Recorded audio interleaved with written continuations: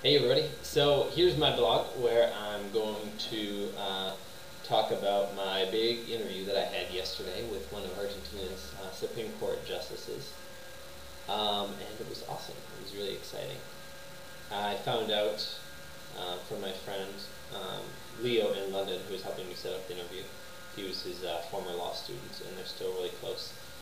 That I should call his office on Monday, and that yeah, he already agreed to meet with me. Just a call on Monday to set up the interview. So I called on Monday and talked to. I actually had Adiel do all the talking, and yeah, we found out that he was free the next day at 2 o'clock. So I had to rush and get everything together. All of my questions that I wanted to ask him, half of which I'd already thought out, but I had to really devote some more time to thinking what I wanted to ask him to get the most out of the interview. So I finished that night. Couldn't sleep that well because I was kind of anxious, and I yeah, I woke up the next morning, got ready to go.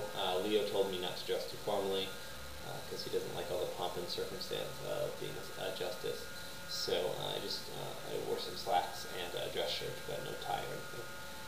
And so I got on the subway to take it down because it's about 7 stops away, and it's right next, so easy to get there. And the Supreme Court building is an absolutely huge, gorgeous, beautiful building here. On the outside, it's being refurbished, so and compared to a lot of the other buildings in Argentina, it looks really nice and modern. Well, not modern really, but nice and kept up because it's big stone pillars and everything, like you'd expect a Supreme Court building to be. So I brought my passport because I was sure I was going to have to go through security and stuff. And so I got there, and they're still refurbishing some of the front, and so I was kind of walking around the front looking for an entrance, and then I just kind of see this door that's there, and some people are walking in and out, and so I walk in, and there is one security guard person at the door, just kind of sitting there, not really doing anything, and I could just walk right in the building. Didn't have to go through any security or anything. I guess anybody can just enter the building anytime they want, it seems like. And so, so I went to go find his office. The building is like a labyrinth. It was funny because there weren't very many people in there, and so I was walking around by myself most of the time, and it was a building that's kind of probably like an 8 almost. It has like a, yeah, it's like a almost like a rectangle with a line in the middle. And within each of those like centers, there is kind of an open courtyard area, and some of the balcony areas walking around are open to that courtyard. It was absolutely huge, absolutely enormous. It was just really weird walking in there all by myself for most of the time until I could finally find where his office is.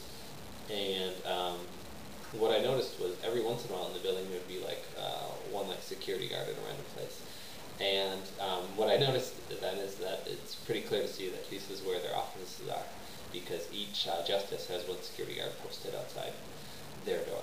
So I told the justice, or the guard, that I had an appointment to see the justice, and he went in to go check, and I had to wait about 5 minutes, and yeah, so I was led into his office to go meet with him.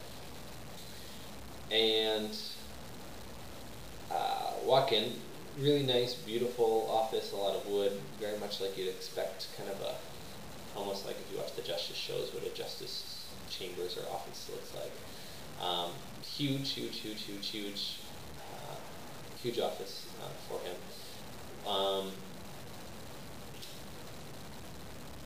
Yeah, and so I walk in, and he had a big, nice, warm smile and welcomed me in.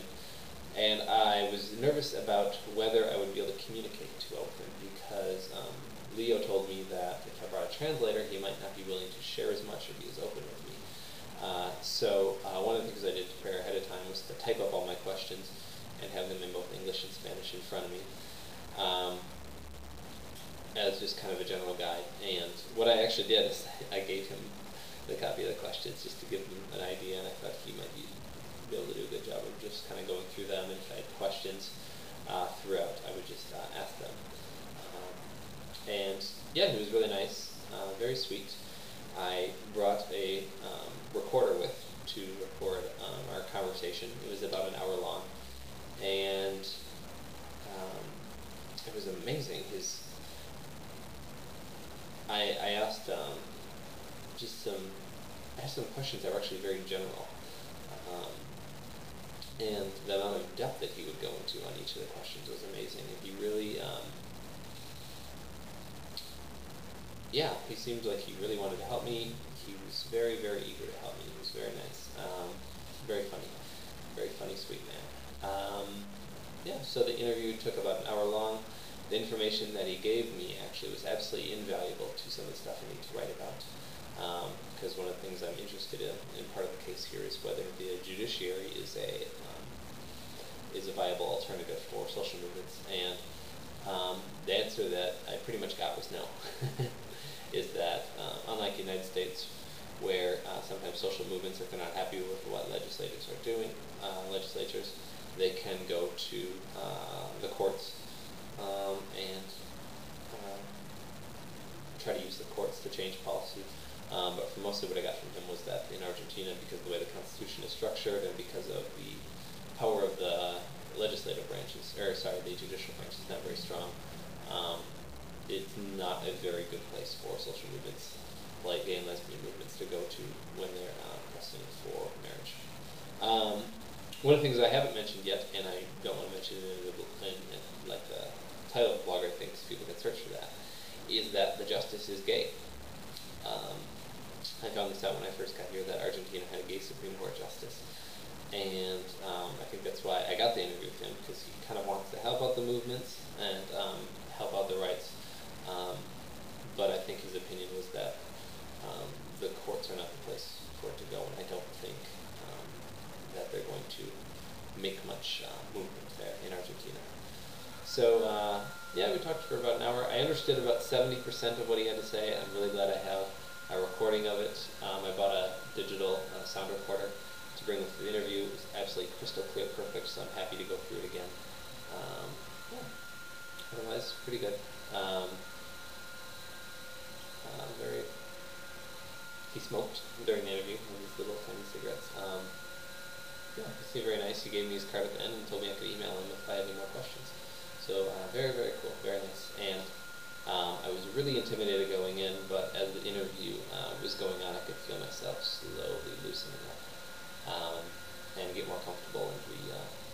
And as opposed to, I think, the first 20 minutes interview where I just kind of listened and nodded as he was going through his detailed history about the history of the courts. After that time, I started to, it turned more into a conversation, I would say. But anyway, great interview, and I'm excited for my other big interviews coming up with some of the leaders of the actual organizations here in Argentina. Until next time, I hope you enjoyed that. Bye-bye.